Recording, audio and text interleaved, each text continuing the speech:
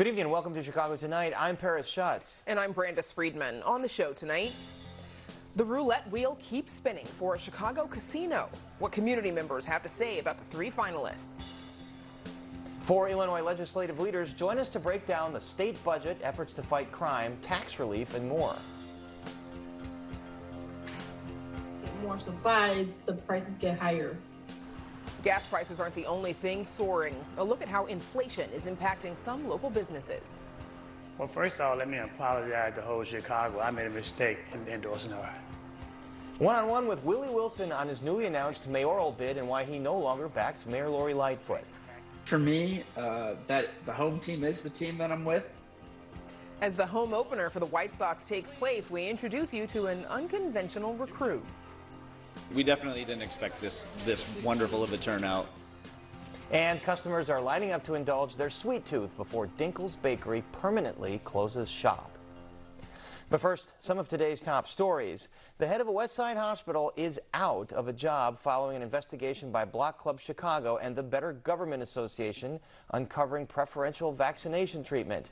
In a memo to employees, Loretto Hospital announced that CEO and President George Miller's departure is, quote, effective immediately. 4 months ago, the report revealed Loretto Hospital vaccinated ineligible people with ties to hospital administrators as well as Miller's church. The FBI is reportedly also investigating vaccinations the hospital administered at Trump Tower.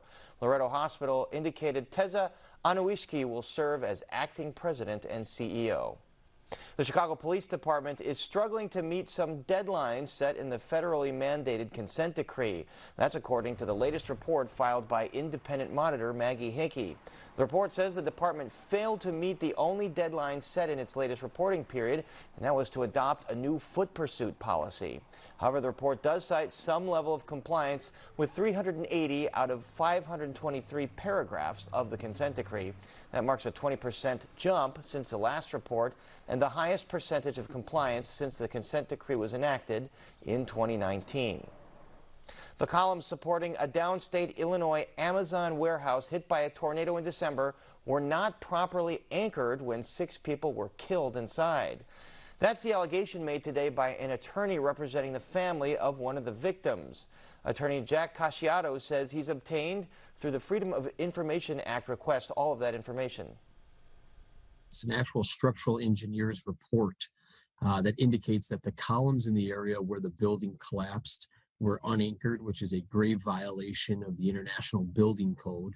This was a report by a government-mandated structural specialist and professional engineer who was tasked to go investigate the collapse in Madison County.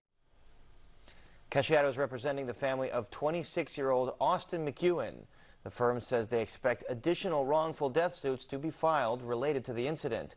We should note that Clifford Law Offices is a supporter of WTTW. Public officials are celebrating a former mayor's centennial. The event honoring former Mayor Harold Washington kicked off at 5:30 tonight at the Harold Washington Library Center, featuring speakers, musical entertainment, and award presentations. Washington was Chicago's first black mayor. He died in office in 1987. Today's event takes place 3 days before what would have been Washington's 100th birthday, and that's on April 15th. And up next, community reaction to Chicago's future casino, so please stay with us. Chicago Tonight is made possible in part by Alexandra and John Nichols, the Jim and Kay Mabey family, the Polk Brothers Foundation, and the support of these donors.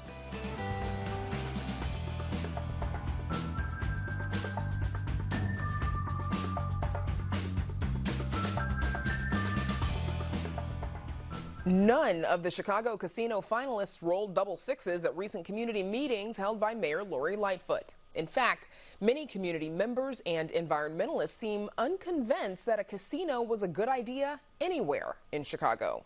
WTTW News reporters Patty Wetley and Heather Sharon both join us now with more. Heather, first, give us, if you would, a quick recap of which bids made it to that final round and where they are located. Well, we have three finalists. The Hard Rock Casino would be built over what is now train tracks west of Soldier Field. The Bally's Casino would be built on what is now the Chicago Tribune newsroom and printing plant in River West. And finally, the River 78 Casino would go on now vacant land south of the Loop, but north of Chinatown, again along the Chicago River. And that perhaps might be a front runner if there is one. Okay, so Patty, developers for each bid presented the benefits of their proposals during the community meetings. Did any of them share environmental benefits? I wouldn't say that that was heavily emphasized in any of the presentations, though they did, some of them did notably reference that they are mandated to seek LEED certification, which can mean a host of different things. Some of them did tout that they will be incorporating green space into their plans. Specifically, the Bally's, I believe, has a 2-acre park, and River 78 has 11 acres of green space, although, some of that is the larger development, not necessarily the casino alone. So, possibly some green space would be the biggest environmental benefit. Okay, so with regard to community reaction, Heather, what concerns did you hear?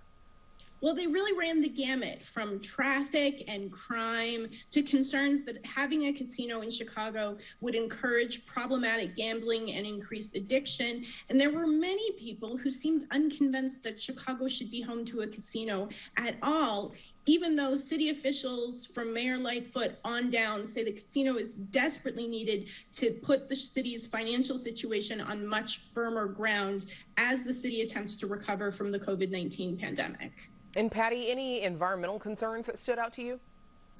Yeah, for sure. I mean, I think we heard the words transformational a lot and world class a lot. And so from the environmentalist perspective, they want to see a transformational building that takes into account the occupants of the city who aren't humans, specifically bird-friendly design. They would like to see whoever wins the casino bid to put up the example, to set the standard for bird-friendly design, not just in Chicago, but globally. So that's probably the biggest concern that we heard on the environmental front. Okay, a high bar there. Heather, what's next? Well, the roulette ball has bounced back into Mayor Lori Lightfoot's office. She has said she will pick a finalist from the three finalists in early summer, and that will send the matter to the city council, where it is far from assured to get rubber stamp approval. Many aldermen whose wards can include these three proposals are less than convinced it's a good idea for their neighborhoods, and there will be a lot of hard questions asked as a special super committee of the city council starts to look at those details. Okay, so a lot more for the two of you to keep your eyes on for us. Patty Wetley and Heather Sharon, thanks so much for joining us. Thanks. Thanks, Brandis. And you can read Heather and Patty's full story on our website. That's WTTW.com/news. And now to Paris with state lawmakers and their thoughts on the recent action out of Springfield. Paris. Brandis, the Illinois General Assembly passed a new budget while most state residents were asleep or waking up on Saturday morning. The $46.5 billion spending plan pumps billions into education, human services, and tax relief. And joining us to talk about the budget and more are Senate Republican leader Dan McConkey, Senate President Don Harmon, Deputy Republican leader in the House Tom Demmer, and Illinois House Speaker Chris Welch. Welcome all of you back to Chicago tonight. Let's get to some of the finer points in this budget. So $12 billion into education, $8.8 billion into human services, $1 billion into a rainy day fund, and $9.6 billion annual pension payment, boosting that payment a bit into that beleaguered pension fund. Speaker Welch, is this level of spending possible because of all the federal COVID stimulus money that the state has gotten? Well, I think the answer to that question, Paris, is that this budget is possible because of sound fiscal responsibility that has taken place under the leadership of Democrats these last few years. This is our fourth balanced budget in a row. That's not a fluke. Our credit ratings have increased last year, and we're on pace to receive credit ratings this year. And this has been done without the help of federal money, but certainly having the federal money, we're able to do some things to help people that are struggling in the midst of a pandemic. But you can't take away from the sound fiscal responsibility that Democrats have led for the last 4 years. Senator McConkey, I'm going to take it you disagree here. You called this budget, quote, an attempt to buy your vote. Why do you believe that? Well, obviously, we've seen billions of dollars come into the state. We've calculated about $16.8 billion, either in direct or indirect relief that the state has received. And what this budget includes is, $1.8 billion in temporary tax relief, checks that are conveniently set to arrive right before the election, and then that relief expires right after the election. And so I think that people are going to look through that and see $2.5 billion to $2.8 billion increase in operational spending, temporary tax relief. That is going to be a concern for many years to come. All right, and I want to get to that tax relief in a bit, but Senator Harman, can the state sustain this level of investment and spending in future years where presumably there won't be federal relief funds? I think it's important to recognize that the spending for the next fiscal year, the fiscal year beginning on July 1st, is actually about $3 billion less than the spending will be for this current fiscal year. We recognize that we experienced unexpected and remarkable influxes of new revenue, and we've tried to deal with them responsibly, paying off our debts, putting money in the rainy day fund, advance funding the pensions, and still giving some back to taxpayers because we can. It's temporary because we're taking this one budget year at a time, and we don't believe that those recurring revenues will necessarily be there next year and the year after and the year after. If they are, we can have another conversation about permanent tax relief. But for now, it's important to get that money back in the pockets of the hardworking Illinoisans who sent it to Springfield in the first place, and allow us to, as the Speaker said, maintain a pattern of responsible, balanced budgets. Representative Tom Demmer, the watchdog, the Civic Federation, praised this budget, saying it didn't rely on gimmicks, and they supported it. So why did you vote against it? Well, look, it's important to understand that this year's budget, although it has a lot of one-time revenues and one-time expenses that are related to some of the COVID relief efforts, it grows standard state spending by 10%, while general revenues are down 5%. That's an unsustainable course for the state budget to be on, and the very thing that led us to be in the financial challenges that we have today. And I want to get to some of that temporary tax relief going back out $1.8 billion worth. There's a partial gas tax freeze, a 1% grocery tax suspension, and one-time property tax bill break. Speaker Welch, on that couple of cents gas tax freeze, does that put any state infrastructure programs in jeopardy? Because that big infrastructure spending bill does rely partially on the gas tax. No, not at all. No infrastructure projects are in jeopardy whatsoever. There was a lot of thought put into this plan. This wasn't something we thought of last night and voted of in the morning. This fund called the Lust Fund was overfunded, and it gave us an opportunity to use money from this Lust Fund to help fund the suspension of the gas tax. And with regard to the grocery tax, that's a 1-year suspension of the grocery tax that we believe is responsive to what's going on in our state right now, what's going on in our country right now. And certainly a property tax rebate, a doubling of the property tax rebate is certainly responsive to what we're hearing at the doors from our constituents. To say that this is a budget full of gimmicks is just ignorance. This is a budget that's responsive to the people that are struggling in this state due to, decade that we've only seen once in the last 40 years. This is a responsible budget that's been praised by every watchdog group out there, but the Republicans could not find themselves to vote yes for it because it would have been an acknowledgement of the great work that Democrats put into this budget. Senator McConkey, Republicans on this panel and in general have criticized the fact that these are one-time tax breaks. Although, when you look at property tax relief, gas tax, grocery tax, will this make a difference this year in middle-income families' pocketbooks? It's going to help people a little bit, but one of the things that it's not going to do is address the long-term structural issues that continue to affect the state. Look, over the past 10 years, the census clearly showed we're one of only 3 states to actually lose population. Us, West Virginia, and Mississippi. West Virginia and Mississippi have some real systemic problems within their state that's causing people to move away. The issue here in Illinois has to do with our public policies and particularly just how high of a burden our taxes are. And the fact is we've got to address that so we can become a net importer of people again and we can get this state on the right track. This was an opportunity with the one-time funds that came in from the federal government to really begin to tackle some of these systemic issues. Unfortunately, the majority refused to tackle those and continue us on the path that we have been on for way too long. And Senator Harman, back to those property tax rebates. So the specifics are taxpayers who make $200,000 or less will get $50 plus $100 for each dependent child up to 3. And Republicans here have raised concerns over the fact that checks are going to be mailed out, possibly with the signature of a constitutional office holder on them who might be seeking re-election. Is that appropriate in an election year? We're going to send out those checks as soon as the Department of Revenue is able to process them. This is not something that we're doing for the first time. We're replicating a program that was done in the 1990s, I believe, and I'm not sure if it was with Democrats and Republicans in control of the legislature then, or just Republicans. But it's not a new idea. It's just an appropriate one to do right now when people are struggling with the burdens of inflation, and we have a little bit, as Senator McConkey said, we're not changing the world, but we're trying to help people a little bit. And that's not a bad thing to do right now. Although, Senator, will there be the signature of the governor on there or other office holders on those checks? I don't know who will sign the checks. I think people are going to look a lot more at the dollars than the signature. It could also be the treasurer, the comptroller. One of those offices is up for election. Representative Demmer, Republicans have pitched eliminating the state's 6.75% sales tax on gasoline. That never advanced. Is that, do you believe, a more effective way to ease the burden for consumers? Well, it's certainly a more effective way to provide relief to consumers than it is to simply push off the gas tax increase until after the election. But I think it's also important to, think back to some of this rosy picture that's being painted by Democrats today.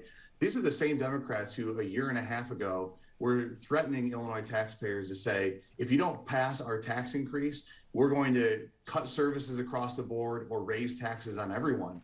We should be skeptical of the claims about the budget that Democrats who have a checkered past make about this year's budget.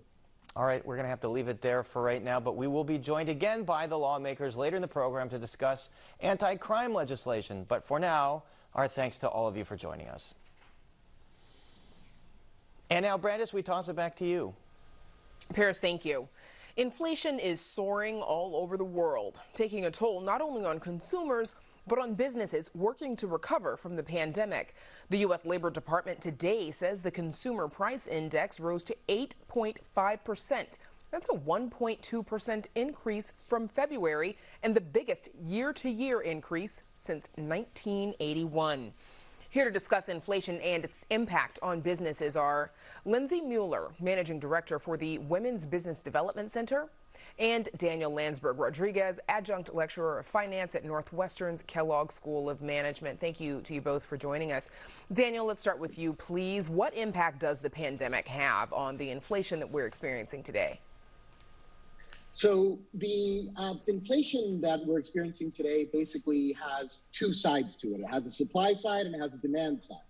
Right now, the demand side is being impacted by the pandemic quite a bit. You essentially have a world that is coming out of lockdown essentially all at the same time. Some countries are a little bit ahead of the others, but you're going from a world in which most economies are to some extent locked down to a world in which that is sort of ever less the case. And things like particularly oil and energy, to some extent food, the unlocked economies require more of it. And so you essentially have a situation like if everybody wakes up at the same time to go to work and you only have one shower and everybody needs it at the same time. And that makes the price go up. And so what we're seeing is essentially that on the demand side. And then on the supply side, it's largely but not entirely an oil story. We're at a moment right now in which oil, both because of geopolitical issues, and just the sort of time of year and where different economies are in the recovery cycle, demand is rather high and supply can't meet it. And oil is a commodity that essentially affects everything. Of course. Because So you need it for trucks, for plastic, for fertilizer, et cetera. So it sounds like a lot of factors, obviously, the pandemic being one early one. Lindsay Mueller, what kind of impact is your organization seeing inflation have on the businesses that you work with? Yeah, it's impacting our small businesses in Chicago and across the United States greatly. It impacts a lot of different ways. It hits the business bottom line. There's more expenses related to the supplies that our businesses are purchasing. Consumers have less money to spend in local small businesses. And access to capital has become and will become more difficult to obtain. And when you can obtain it, it becomes way more expensive. So our small businesses are having to make a choice of what they do now. Do they increase their prices? Do they take a hit in the profit that they currently are having, which is already rough because of the pandemic? Or do they pivot their business and try and find new business lines? And Daniel, what is the Federal Reserve doing right now to fight inflation? So the Federal Reserve has several sort of moves it can do. One of them, which is not sort of being done too actively right now in comparison with other sort of crisis moments, is quantitative easing. That's something that's being discussed, but there probably isn't much appetite for it congressionally, and it's an election year, and so that gets very messy. What it definitely will do is raise rates. Probably have to walk, and I think that sort of ties into Lindsay's point about the cost of credit. That is going to go up, and we're probably going to see multiple hikes of more than the minimum. And it's going to require that the Federal Reserve essentially sort of walk a very fine line. Because the thing with rates is that when you raise them, people are limited in what they can spend to a certain amount. Also, it makes more sense to save. It sort of puts the brakes on the economy a little bit. But if you overshoot that, you run the risk of launching basically a recession. And small businesses, as Lindsay pointed out, are sometimes the first to suffer because they're not pricing for the day. And the logistical supply chains tend to be a little bit more sort of less complex. And Daniel, briefly, sorry, you mentioned something called quantitative easing. Before we move on, briefly, can you explain what that is for our viewers? Oh boy. So quantitative easing is basically you're essentially selling bonds to try and get the interbank lending rates to a certain point. But it also is a bit like threading a needle, and you're essentially creating more sort of de facto cash supply. Okay, that basically means there's more money to spend, which can be inflationary, but quantitative easing basically makes it so that you can sort of buffer against the recession. So you have different tools. And again, what you're trying to do is thread the needle so that you raise interest rates enough to basically put a brake on inflation, but you don't go too far and basically create a recessionary economy. All right, so a delicate balance there, it sounds like. So. Now, I don't envy Powell's responsibilities right now. I don't either. So earlier, we spoke to Reina Gonzalez. She's owner of a Mexican candy and party store in Rogers Park. And here's what she had to say about the challenge of upping prices while inflation rises.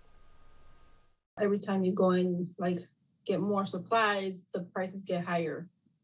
So not just by a small margin, but a large margin. I don't want to play too much with the numbers because, customers that we have, regular customers, they're like, well, this was this price before, now it's this price.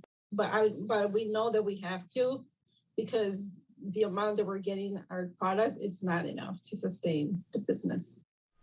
So, Lindsay, how does inflation impact small businesses differently compared to how larger corporations are impacted? Larger corporations have purchasing power. They're able to make big purchases, and suppliers typically favor those larger businesses over smaller businesses due to a larger volume because they're able to purchase things at a larger volume. They also are able to obtain capital a little bit easier, and they have bigger lines of credit, so it makes them easier to be a little bit more flexible around those credit lines. I think it's such a good point that she made around the purchasing piece of it. We have bakers who have seen their eggs, milk, dairy products, et cetera, raise not just by 2 or 3%, but by 10, 20%. And when that happens to each of the pieces of your cake then becomes way more expensive if you choose to raise prices. And that's just something that a small business owner has to do right now. And that's not something that a larger corporation necessarily has to do because they have a little bit more flexibility in their purchasing power and in the capital that is available to them. And Lindsay, you've talked about businesses having to raise their prices. How frequently are they having to make that decision, and how do they decide by how much? Is it enough to, just sort of to hit their margin, or what's the choice they're having to make there? Gosh, that's such a good question. And at the WBDC, we're a nonprofit, so we do one-on-one advising and we do workshops and group advising work. And that has to be one of the most frequent questions I've received in the work that I've done over the past 4 years at the WBDC is, how do I raise my prices? What does it look like? What do I need to consider when I raise my prices? And it really is individual by business at the point where you are now. Sometimes it's right and sometimes it's not. And it is a business by business decision. And it's never easy. A lot to figure out for small businesses and all of them at this point, really. Our thanks to Lindsay Mueller and Daniel Landsberg-Rodriguez for joining us. Thank you. Thank you. Up next, satisfying our sweet tooth at Dinkle's Bakery one last time. We explain right after this. Thousands of Puerto Ricans are taking to the streets to protest massive blackouts. Over the years, Mexican culture, from food to music, has become woven into the city's tapestry. Medical professionals share the latest recommendations on COVID-19 booster shots. DACA recipients have been facing longer delays than normal in their status renewal. Little Village is one of my favorite neighborhoods. This neighborhood comes together to celebrate such an important day in our culture.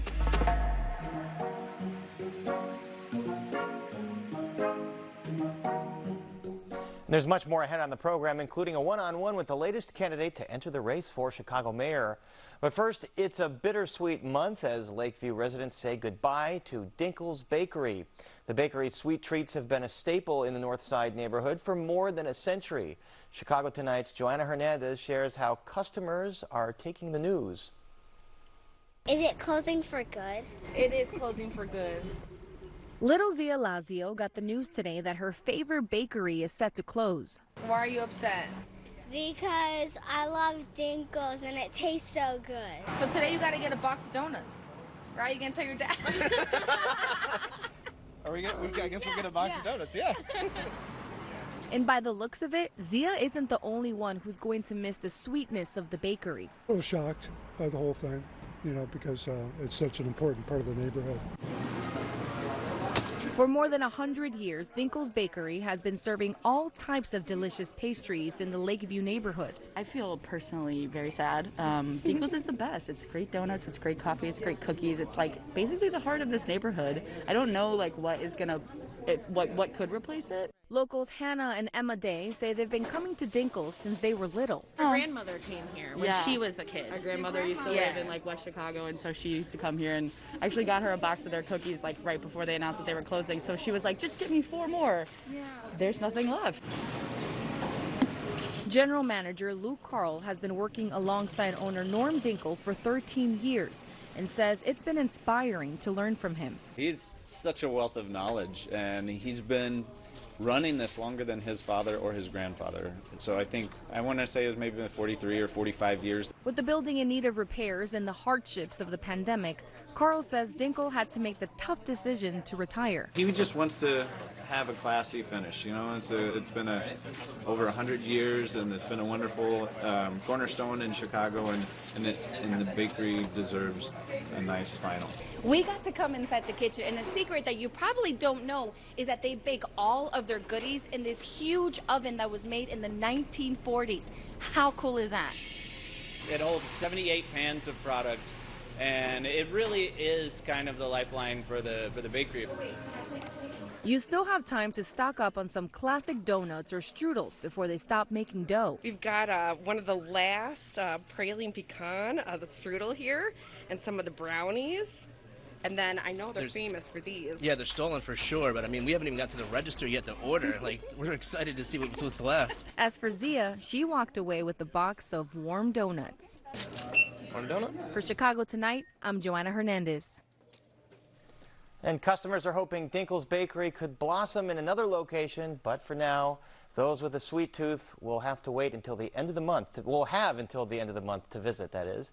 And now we go back to Brandis. That's too bad, Paris. Thank you. Still to come on Chicago Tonight, Willie Wilson hopes the third time will be the charm as he once again announces he's running for mayor. State lawmakers share their thoughts on a series of recently passed anti-crime bills, including some on carjacking. And an Illinois native hits a career grand slam by joining the White Sox. Hear how he has social media to thank for it. But first, some more of today's top stories. The Chicago Department of Transportation is announcing road closures in and around Jackson Park starting Thursday to support the eventual opening of the Obama Presidential Center. CDOT says road work will lead to lane closures on southbound DuSable Lakeshore Drive at 57th Street and other adjacent streets. The agency says by late 2023, a new third lane on the southbound DuSable Lakeshore Drive will open. Lane closures on northbound Stony Island and Hayes Drive just west of DuSable Lakeshore Drive are expected over the next 2 weeks. $12 million in grants is set to be awarded to grassroots organizations tackling societal health issues under a new Cook County program. Organizations supporting programs related to COVID-19 education, prevention, treatment, as well as mental health, food insecurity, and youth development will now be able to apply for funding to support their efforts in neighborhoods throughout Chicagoland. Applications for the Building Healthy Communities grant program are accepted on the Cook County Health website. Grants of $50,000 and $300,000 will be awarded this fall. Funding comes from the Federal American Rescue Plan Act, the Centers for Disease Control and Prevention, and the Illinois Department of Public Health. And the White Sox are undefeated at home, at least for today. Fans filed into Guaranteed Rate Field to see the Southsiders win their home opener against the Seattle Mariners 3-2. It's the first in a 6-game homestand for the Sox. Later in the program, Amanda Vinicky introduces us to an Illinois native making his hometown baseball dreams come true. Philanthropist and businessman Willie Wilson is once again running for mayor.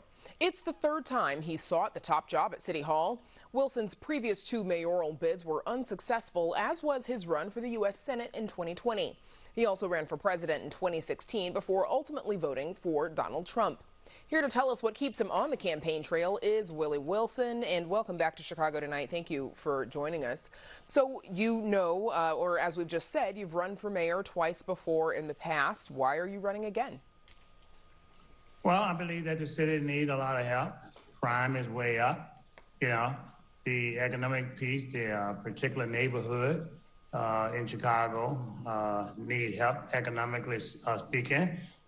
Job, more than job, empowerment as well. And the communication gap between the present mayor right now has been pretty rough with the alderman as well as the Chicago Police Department, which they protect us, you know. And so it's all, you know, chaotic and confused. I admit early this week, I made a hell of a mistake when I endorsed her, you know, and so we want to make sure that she get out of the office, you know. And on that point, as you just said, you previously endorsed Lori Lightfoot for mayor in her runoff against Cook County Board President Tony Preckwinkle at the time, but you've just said that you made a mistake. Why has Lightfoot lost your support? Well, first of all, when she basically got in there, and I didn't hear from her since that time, 3 years ago, she basically just said that she was busy running the city. She couldn't meet with me for the past, you know, the 3 years, and that was that. But the reason why she lost my support is that she haven't done the things as related to, 1, crime, you know, 2, you know, empowerment, economic development, 3, education. And I guess the 4th is that she needs to understand how to communicate. One of the other things that I did not like was this, that I thought was wrong, that she dismissed the police department, the people who would not take the vaccine. I figured that she should at least let those particular people, if they test negative, let them come back to work, you know. So I would redo that whole situation because people do have rights. And then also on that last note there too, is that those are the people who put their lives online for people like you and I. So one of the reasons that you say you're running, you said the high incidence of crime in Chicago. And of course, a lot of politicians, they run on that same issue and talk about reducing crime. Mr. Wilson, how exactly do you plan on reducing crime in Chicago? Well, we would put ordinarily, as I said before, 4 superintendents of police divided into 4 segments and hold those superintendents of police accountable.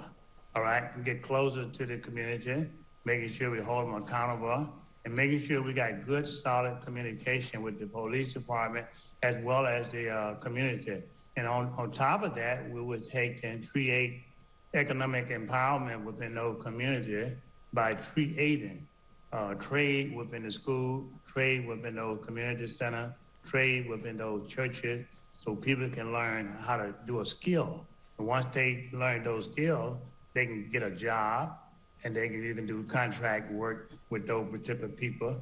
And that way the money goes into the community, stays into the community. People can make a decent living. Right now, they cannot make a decent living with minimum wages. You can't even buy health insurance for minimum wages, all right? And then last on that piece too is that, you know, you're raising taxes and running people, business and people out of the city of Chicago. People going over in Hammond, Indiana, those places, spending their dollars in areas that they don't have to pay as high as taxes. People sick of taxes, people losing their homes and things of that nature. The answer to it is balancing your budget like I have to balance mine at home. That raising taxes is not the answer to every problem.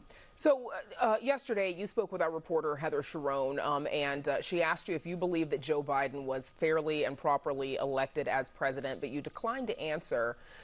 Another opportunity, what would you like to say there?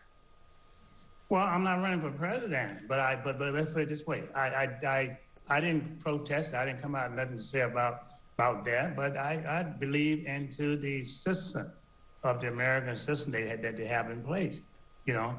When the voters said they come out and they do it, I just believe in that particular system, you know. So that's basic, what I truly believe in. I've never challenged any laws about whether the vote was right or wrong. I've lived by those principles, you know. So in essence to the question on that, make it clearly, you know, I've never challenged that, you know. I have no reason to doubt it unless somebody takes to improve differently. And that hasn't been proven as of yet, as far as I'm concerned. Okay. So last month, you paid $1.2 million to cover the cost of gas giveaways. We know that you have been generous in donating your money in the past. But what do you say to those who say that, you know, doing that when you're running for office or during an election year, to folks who say that it's a political stunt to attract votes? Well, what the difference in me taking that in mind, I went to New Orleans. I gave Hurricane Ida 6 months ago. I went there, I took $1 million down there and gave it to them. I wasn't running for mayor down in New Orleans. I went to California, wasn't running for mayor in California. I went to all the suburban when I gave the gas. I'm not running for mayor in all those particular cities. I think they got to look at themselves. Look, when the Democratic or Republican politicians get ready to run for office, they pass laws right before they get ready to get elected, you know? So I say I'm gonna continue to support those people who's hungry, who need gas, who need food to eat, the people laying on the street out there. I'm gonna continue to do that. I think that they should join me on a consistency basis now. Since 1996, Wall Street Journal, I was giving away millions and millions of dollars in 1996. I think they should join in a situation of giving back to the people and helping them. out here if they want to complain about it. I think that the mayor, Lori Lightfoot, coming up with this, the taxpayer dollars, and everybody pays taxes in Chicago. They should be entitled to a relief. And Mr. Wilson, sorry to interrupt. We're actually out of time. Thank you for joining us, and best of luck in the race. All right, thank you. And now to Paris with more from state lawmakers on the latest session in Springfield. Paris. Thanks, Brandis. Earlier in the program, we discussed the newly passed budget with leaders in the Illinois House and Senate.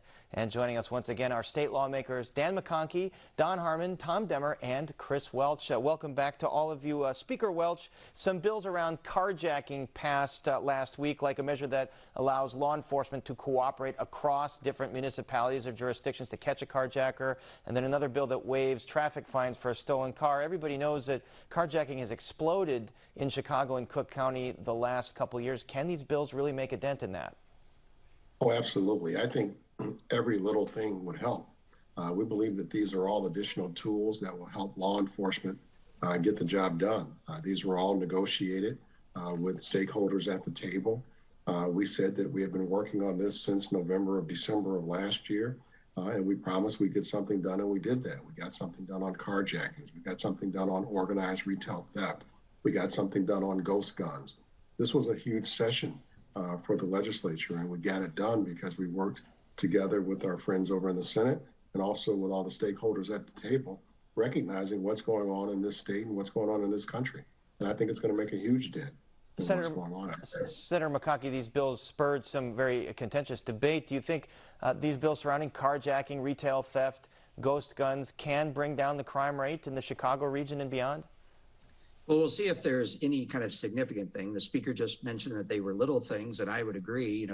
Little things can, maybe help some, but these bills are frankly nibbling around the edges of some real problems. I'm sure it'll be of cold comfort to the person who gets carjacked to now know that they won't have to pay the tolls that the carjacker, when they blow through toll booths or red light camera tickets. At the end of the day, law enforcement asked for significantly more than what we offered them during this legislative session. They're continuing to ask for more. We continue to have issues with the fact that some of our state's attorneys, particularly in Cook County, just choose not to file charges at all the opportunities that they could, and that is emboldening criminals. And so we have a multi-level effort that really needs to be underway, and unfortunately only we did was a little bit.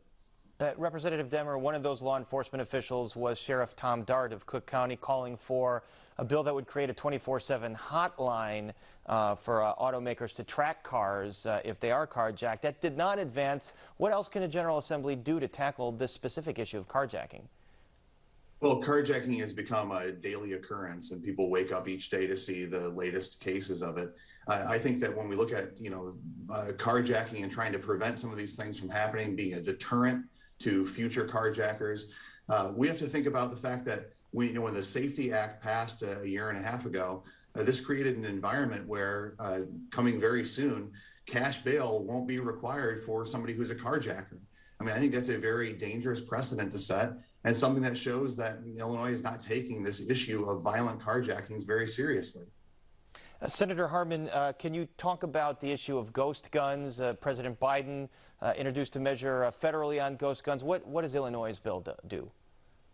Our ghost gun bill cracks down on these homemade guns, whether they're from kits that you get through the mail or that you assemble from parts at the store. It's important for our law enforcement that guns have serial numbers so that they can be tracked in the event of a crime. So our bill makes it illegal to possess or transfer guns that don't have serial numbers, that exist outside of the scope of the regulatory process today. Leader Welch, Speaker Welch, Representative Demmer just brought up the SAFE-T Act, the Criminal Justice Reform Act that passed last year. One part of it eliminating cash bail for things like carjacking. Do you think Democrats are, in a fall session, going to have to go back and look at parts of that SAFE-T Act if crime doesn't come down? I do not, and I do not. I believe Leader Demmer and the Republican Party have spent the last year creating a false narrative. Most of the SAFE-T Act has not even gone into place yet. Most of it doesn't even go into effect till January 2023. Here's what we do know. We do know that crime has been on the rise all over the country, not just in the state of Illinois. And it's been on the rise because of a global pandemic that hit everyone hard because of mental health concerns and things of that nature. And what have we done in Illinois? We passed balanced budgets that have addressed public safety concerns, have addressed mental health concerns. And what have our friends like Leader Demmer and the Republicans have done? They voted no against all of that. They voted no last week against almost $500 million in public safety dollars. You know, they're running commercials talking about Democrats are defunding the police, but I haven't seen them vote for a budget that funded any of the public safety things that we put on the board the last 2 years. So there's only one party in this state that's voting to defund the police, and that's the Republican Party. Leader McConkey, obviously criminal justice is going to be a big part of this election. Can I have you respond there to Speaker Welch's contention there that Republicans are not coming forward with ideas that would actually put a dent in crime? Oh, well, I mean, we introduced a multitude of bills, I think, both in the House and the Senate, to address not only crime, issues with budget, a whole bunch of things. And unfortunately, the majority has ignored those. If they assign them to committee, they're never heard. When things are put together, like the budget and so forth, we're not invited to the table. And then, you know, they put poison pills in there, like raising legislators' salaries, and then, you know, address to us and say, well, you guys didn't vote for it, so you're against it, when we were never invited to the table in the first place. I mean, that's not the way democracy is supposed to work. Democracy is supposed to be everybody coming around the table, making their views known, and putting it in. You know, the Democrats here have supermajorities. They've chosen to do this on their own, and as a result, we'll see what the election looks like in the fall. And on a related issue, Representative Demmer, there's been a lot of contention over the state's parole board. Last week, the governor named 2 more people to sit on that board. This is, of course, the board that decides who can walk free out of Illinois prisons. Has the dysfunction there finally settled? I'm not sure the dysfunction is settled. I mean, I think you have to ask about a larger narrative about what is the message that the majority party today, Democrats who control the governor's office, the Senate, and the House, what's the message they're sending about how serious they are about addressing the public safety issues in Illinois? You know, we've had a record level of retirements and resignations from police officers, sheriffs, deputies. We have a system in place right now that come January, a carjacker will be back on the streets mere hours after they've committed their carjacking because cash bail has been abolished. We have to ask about what's the longer running narrative there. This was never an issue that was just related to the Prisoner Review Board. This is about a larger approach of what does it take to achieve public safety and which party is actually looking out for people every day. And I want to get to another issue with the unemployment insurance fund in the state. It's still about $1.8 billion in debt. Senator Harman, how will lawmakers be able to plug that debt? Paris, I'll answer that question, but I have to respond. Sure, I'll give you the opportunity. The Republicans have clearly latched onto this political strategy that doesn't match with reality. Democrats are voting to fund police. Representative Demmer's notion that cash bail is going to release people is upside down. Today, a carjacker can bail out so long as he has enough money. When the new bail system is put into place, those people can be held in jail pending trial because they're a danger to community. It's fear-mongering and panic. It is totally inappropriate. I'll leave it at that. You asked about the Unemployment Insurance Trust Fund. The General Assembly took the unprecedented step of putting $2.7 billion of taxpayer money into the unemployment system. This is the first time we've ever subsidized that system with taxpayer money. It's always been a contained system negotiated between the employers and the employees. And what we've done by making that extraordinary first-time contribution of taxpayer money is to take the edge off the debt, to put it back in the realm where the system has settled itself before. After the 2008 foreclosure crisis, the economy went under, and the system settled a $1.8 billion deficit on its own. We've put it back in the position to do just that by putting taxpayer money into the system for the first time ever.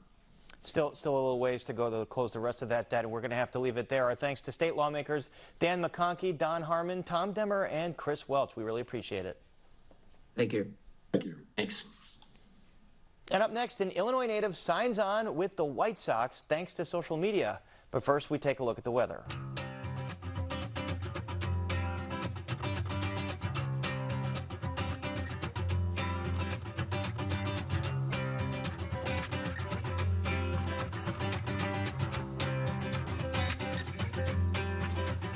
Fresh off a White Sox win, let's meet a new member of the organization.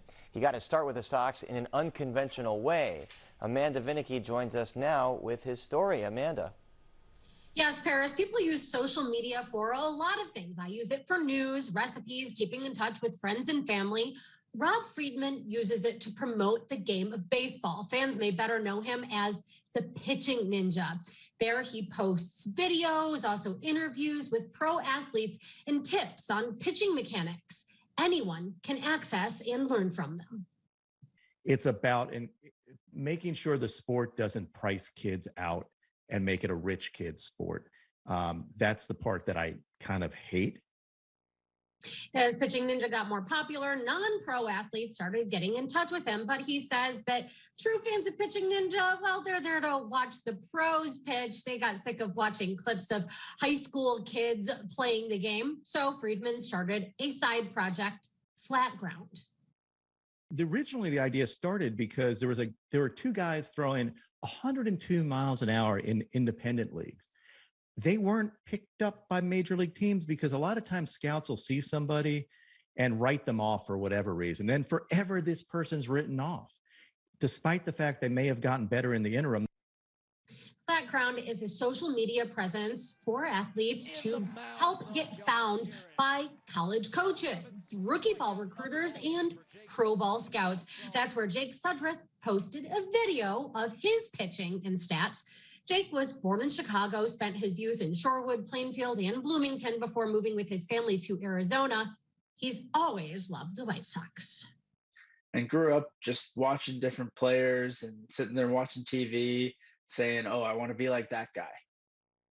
Sudrath's own baseball career has had its share of curveballs. After my sophomore year in high school, I was told I was the worst player in the program at the school that I was at. I eventually transferred. And in my new school, I ended up being one of the state's top pitchers, pitched in the state semifinal games, and was able to win a state championship my senior year.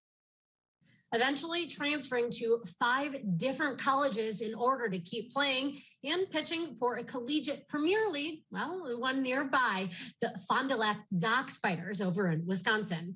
All the while hoping to get drafted and keeping up his training, getting his MBA, getting engaged, working at Trackman, which tracks baseball data, and posting videos to Twitter like this one.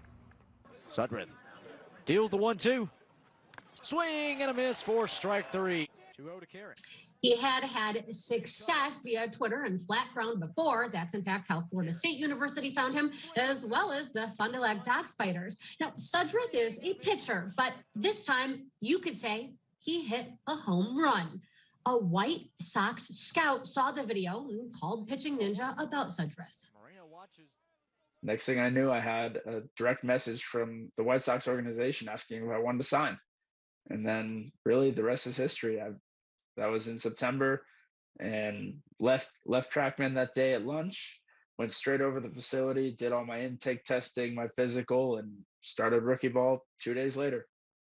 Now, the Pitching Ninja says at this point, he estimates that thousands of collegiate teams have recruited pitchers via videos posted to Pitching Ninja and Flat Ground. It is less common to find and recruit MLB players via social media, though he says it is becoming more so. Friedman, however, says Sudrath's case sticks out. He was beside himself happy because he was a Chicago White Sox lifelong fan. And to have that happen, that was rare. Like for a dream to totally come true based on the internet and based on Twitter. I think it shows that social media can be used for good rather than all the evil that you constantly hear from it. For good, like for making connections and for making come true dreams, like the surreal one Sudrath says he's living. I guess the correct way to say it is just like pay the coaches back for believing me and like for giving me the opportunity to sign by just continuing and hoping that someday I can allow them to say that they found a diamond in the rough and were able to eventually the end goal and the end dream is to play for the Chicago White Sox, play in the major league level, win a World Series for them. And if that ever happens, they'll be able to say they found him on Twitter. Now, Sudrath was not on the mound at Guaranteed Rate Field today. At last check, he was in extended spring training. With that, play ball. Ferris, back to you. All right, hope to see him in the big soon. Big Sox win today. Cubs win too. Both teams are 3-1. Great start. And we're back to wrap things up right after this.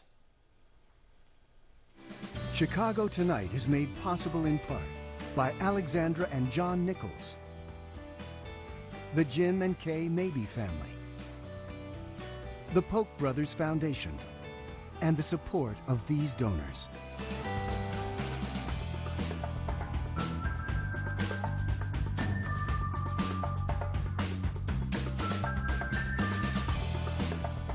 And that's our show for this Tuesday night. Don't forget to stay connected with us by signing up for our daily briefing. And you can get Chicago Tonight streamed via Facebook, YouTube, and our website, WTTW.com/news. You can also get the show via podcast and the PBS video app.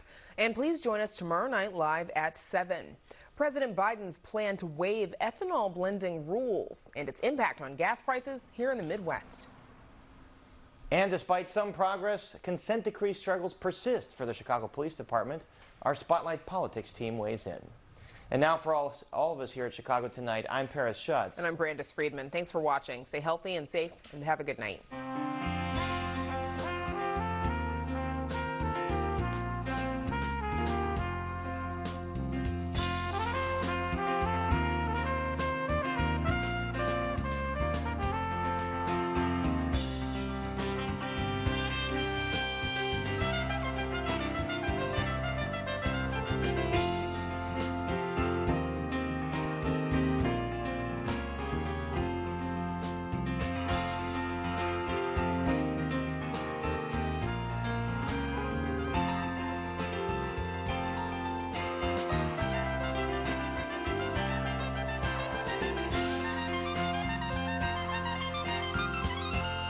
Closed captioning is made possible by Robert A. Clifford and Clifford Law Offices, a Chicago personal injury and wrongful death firm that's proud to serve its community through pro bono legal services.